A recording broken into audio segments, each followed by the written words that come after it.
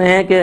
بعض اوقات اس طرح کی پوسٹ آتی ہے کہ اگر کوئی قرآنی آیت آپ کے موبائل میں ہے تو اس کو ہرگز ڈیلیٹ نہ کریں کیونکہ یہ قیامت کی نشانیوں میں سے ہے۔ کیا یہ صحیح ہے؟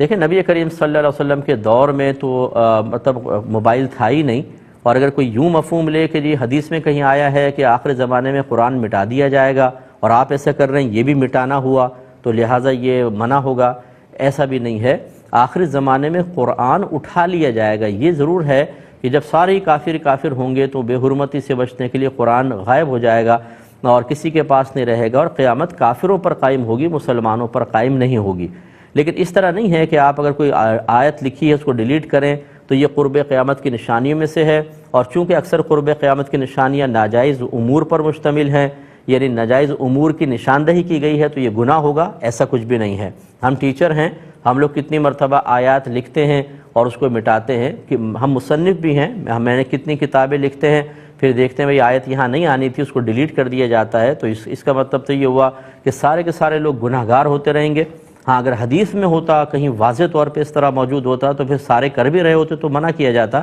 لیکن ایسا چونکہ نہیں ہے تو پھر مطلب اپنی عقل سے، سوچ سے کچھ ایسا نتیجہ مرتب کر کے اور اس کو لوگوں میں عام کر کے تشویش میں مبتلا کر دینا شرعاً یہ جائز نہیں ہے۔ اور یہ اکثر وہ لوگ ہوتے ہیں، اب اس پہ پیچھے ایک بڑی کہانیاں ہوتی ہیں، لیکن بہرحال اس طرح کی پوسٹ ڈال کر اپنے مقاصد حل کرنے کی کوشش کی جاتی ہے، اور ہمارے نادان مسلمان بھائی بہن جنہوں نے کبھی قرآن کو غور سے نہیں پڑھا ہوتا، ترجمہ تفسیر کے ساتھ، کسی حدیث کو شرح کے ساتھ نہیں پڑھا، انہوں نے اپنے دین کو کبھی کسی مستند عالم سے سیکھنے کی زحمت گوارا نہیں کی، یہ کیا کہہ رہا ہے، وہ کیا کہہ رہا ہے، یہ کیا کر رہا ہے، وہ کیا کر رہا ہے، دیکھ کر سن کر دین کو سیکھا ہے، وہ لوگ